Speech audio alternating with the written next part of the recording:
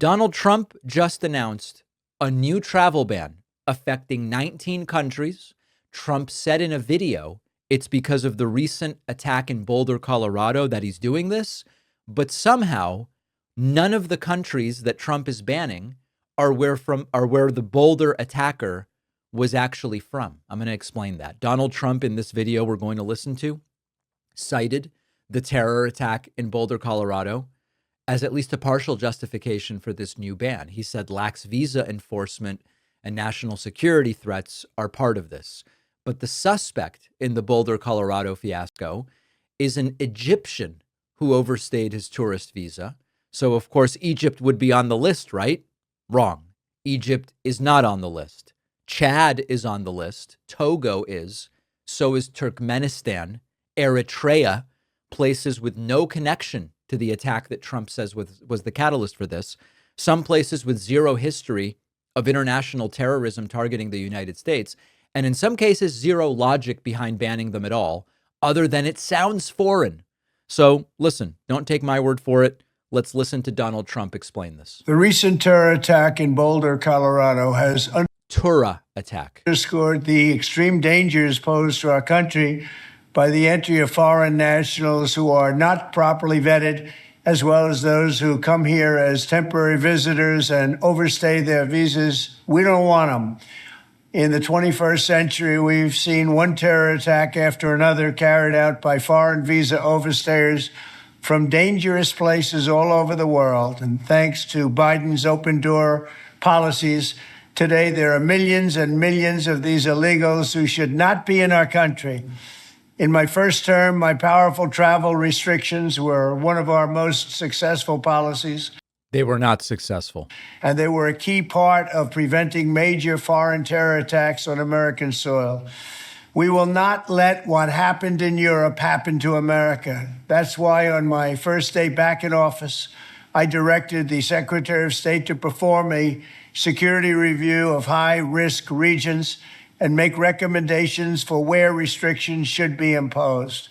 Among the national security threats their analysis considered are the large-scale presence of terrorists, failure to cooperate on visa security, inability to verify travelers' identities, inadequate record-keeping of criminal histories, and persistently high rates of illegal visa overstays, and other things. Very simply, we cannot have open migration from any country where we cannot safely and reliably vet and screen those who seek to enter the United States. All right. I think you get the point. This is not the first time Donald Trump has done this. He refers to the supposed successes of his first-term travel ban. You'll remember that the 2017 Muslim ban, as it was known, it didn't even include the countries responsible for 9/11, even though supposedly that was part of the motivation for doing it. Saudi Arabia wasn't on the list. Egypt wasn't on the list. UAE wasn't. He sort of banned random majority Muslim countries with little to no terror record against the United States. That was a broken playbook then. It's the same broken playbook right now. Ban whoever looks scary on a map and say you're doing it for national security. But I think the timing is also relevant here because this stunt is not coming out of nowhere.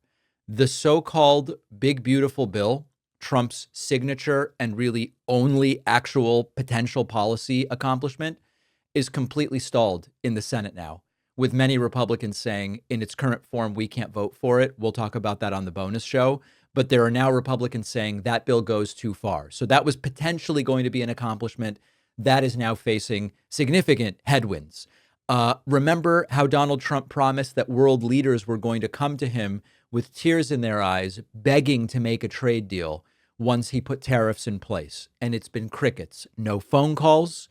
We were told 90 deals in 90 days. We're at 0 deals in 120 days.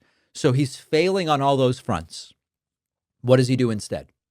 He falls back on what he knows best, which is fear, a travel ban, immigrants, foreign threats, countries with many letters in their names, anything to dominate the news cycle and appear to be in control, even when he's clearly completely confused about what to do and pretty checked out mentally as well. We'll talk about that later in the show, too. If you were actually serious about preventing visa overstays, which, by the way, I think is a worthy effort, when we talk about, well, building the wall, what about other areas like visa overstays? I've been an advocate for dealing with visa overstays, but there are real solutions that you can look at. Improve data sharing with countries that we issue visas to. Data sharing is currently a disaster. Improving that data sharing could make a lot of this travel ban unnecessary, even if you theoretically believe it will work, which I don't believe it will.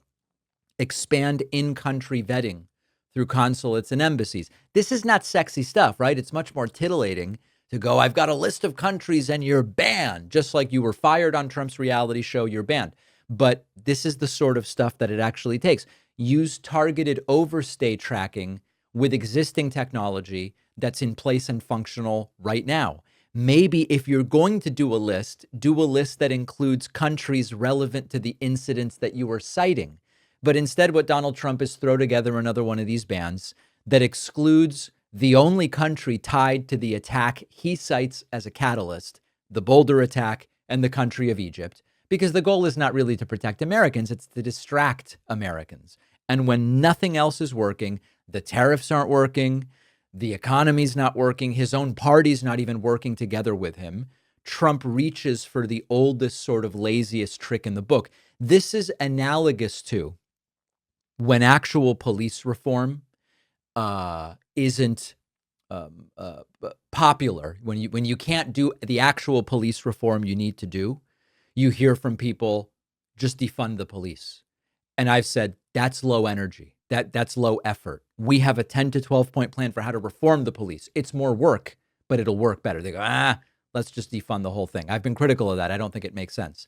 Similarly, when nothing is working, you go, let's ban people from scary sounding countries. Scary to them, of course. Blame outsiders, blame foreigners, and hope you get an attaboy pat on the back for keeping us safe and that nobody asks any questions. And meanwhile, as we spoke about at the top of the show, he's putting together a Peter Thiel Palantir created citizenship database to centralize all information about you and me and every other American citizen. Disastrous, confused stuff. But is anybody surprised? Because this is, at this point, certainly what I expect. Let me know what you think. info@davidpakman.com. And remember to subscribe to the YouTube channel, youtube.com/The David Pakman Show, where we are slowly but surely huffing and puffing and chugging towards 3.5 million YouTube subscribers. We'll take a quick break and be right back. Every year, I find myself asking the same question. What do I get for the fathers in my life who say they don't need anything?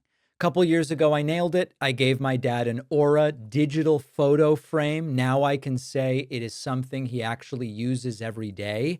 Aura was named the #1 digital picture frame by Wirecutter. Easy to see why. You get unlimited photo and video storage, no subscription. Setup takes just a few minutes. You plug it in, connect to Wi-Fi, and send pictures from anywhere. We were just on a trip last week, uploaded pictures of my daughter. They show up on the frame in my dad's house. Baby photos, vacation pictures, memes. You can put whatever you want in there. And right now, Aura has a Father's Day deal just for my audience. Get $30 off their best-selling Carver matte frame at auraframes.com when you use code PAKMAN at checkout.